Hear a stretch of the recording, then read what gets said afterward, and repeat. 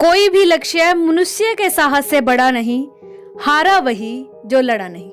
नमस्कार, मैं प्रिया चौहान। दोस्तों, साहस का असली मतलब समझाने के लिए आज दो ऐसी औरतों की बात करूंगी जिसे पढ़कर मेरे रोंगटे खड़े हो गए, जोश मानो अंदर भर गया हो। क्या आपने कभी अपनी लाइफ में ये कहा है कि अगर मेरे पास ये होता तो मैं कर जाता, या अगर मेरे साथ ये ना हुआ होता तो मैं कर जाता? इस वीडियो को लास्ट तक देखते रहिए, आप सीख जाएंगे फ्रॉम नथिंग टू एवरीथिंग। 1999 की बात है। एक औरत जिसको मालूम चलता है कि उसे स्पाइनल ट्यूमर डिटेक्ट हो गया है। बहुत बड़ी सर्जरी डॉक्टर ने बता दी, और ऐसा डिफिकल्ट टाइम जब उनके हस्बैंड उनके पास नहीं थे।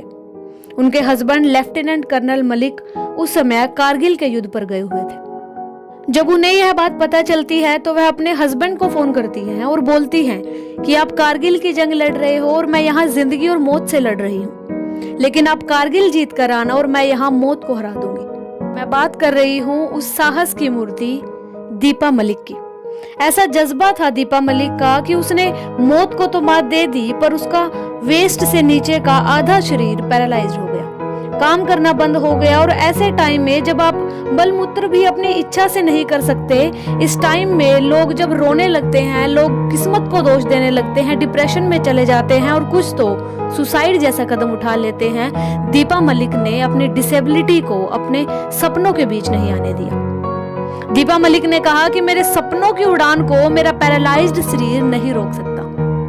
जहां पर हम फोकस करते हैं कि क्या चला गया, दीपा मलिक ने फोकस किया कि बचा क्या है। कोई बात नहीं, अगर मेरे पैर काम नहीं कर रहे, हाथ तो हैं।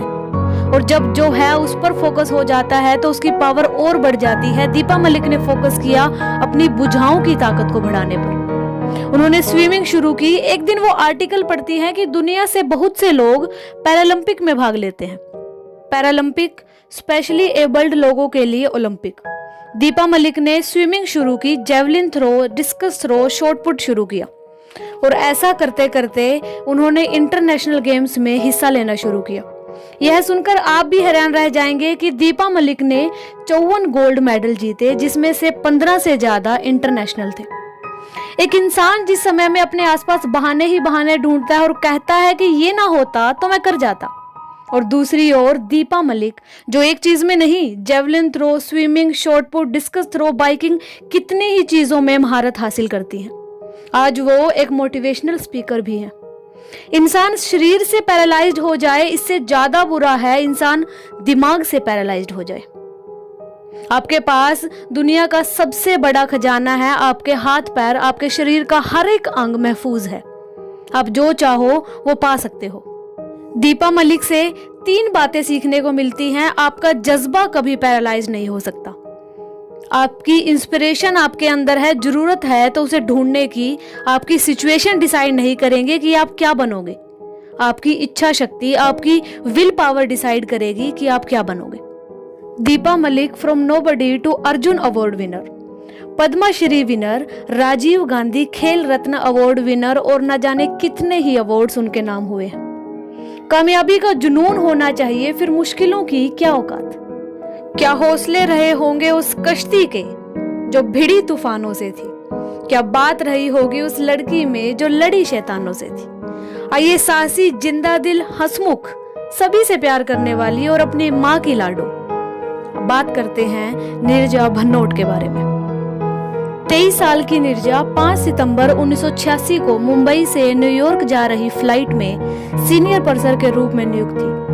फ्लाइट जब कराची पाकिस्तान रुकती है तो 4 आतंकवादियों ने प्लेन को हाईजैक कर लिया। इस सिचुएशन में अगर हम में से कोई होता तो क्या करते? शायद ये इमेजिन करना भी मुश्किल हो रहा है कि उस सिचुएशन में जब 4 आतंकवादी बंदूक ताने आपके सर के ऊपर खड़े हैं तो बुद्धि काम करना बंद कर देती है।